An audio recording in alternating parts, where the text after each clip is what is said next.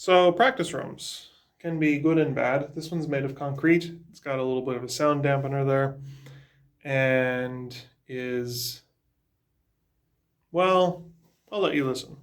So this is on, let's actually start with the big mouthpiece. This is on a really big mouthpiece and a nice relaxed sound. Well, I'll play a nice relaxed sound as if I were playing in a good concert hall.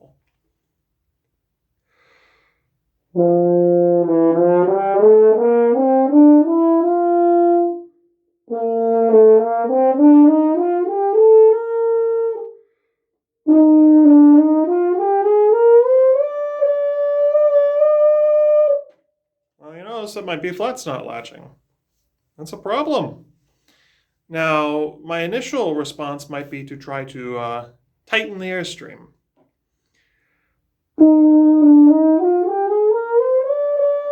Becomes.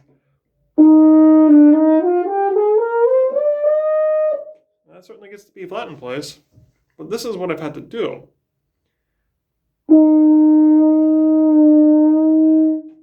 That's not so good. If I were to get up and stand by this helpful bit of tech here, the relaxed sound now becomes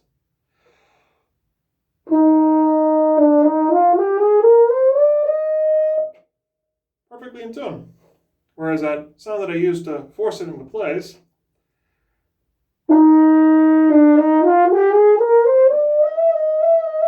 it's not latching at all because I was actually lifting the note up an absurd amount. This doesn't just apply to high horn. If I try to play something like Brahms,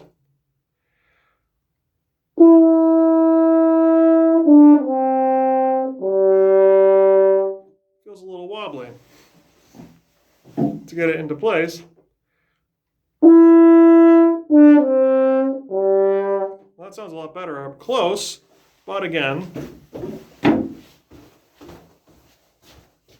a lot of calisthenics in this type of a room. Well, relaxed approach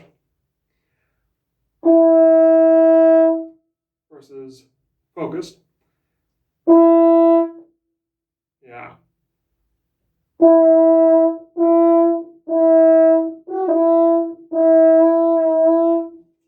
That's a lot of difference. In general, it's not good practice to have the brighter approach.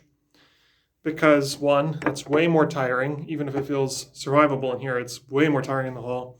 It pushes the whole pitch up across the entire section. It translates to worse accuracy in the long run because you're kind of pinching the muscles to get them into place or moving the tongue or something. And this problem gets much, much worse if you're using a shallower piece of equipment. So like a relaxed bit of Strauss in here.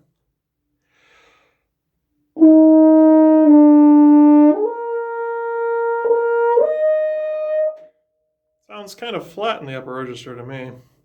If I heard that, I'd be like, that doesn't sound like it should.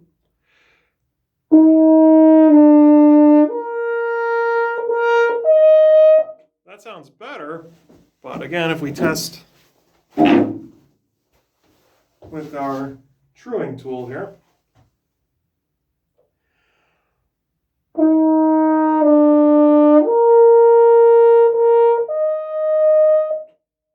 that's actually right where it needed to be. Whereas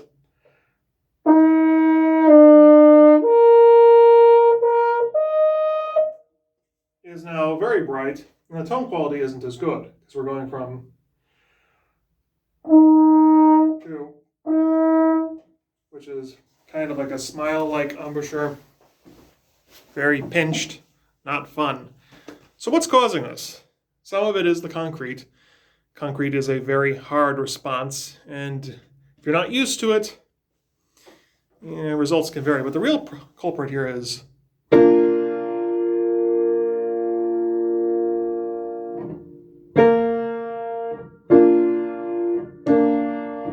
and also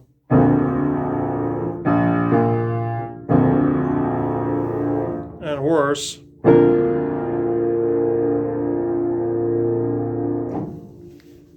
this piano isn't very in tune. This isn't the worst piano. There are much worse pianos. But when you get into the higher range, you hear how those harmonics are bending a little low, or maybe high. Oh, this one's really good. It creates destructive interference in the horn.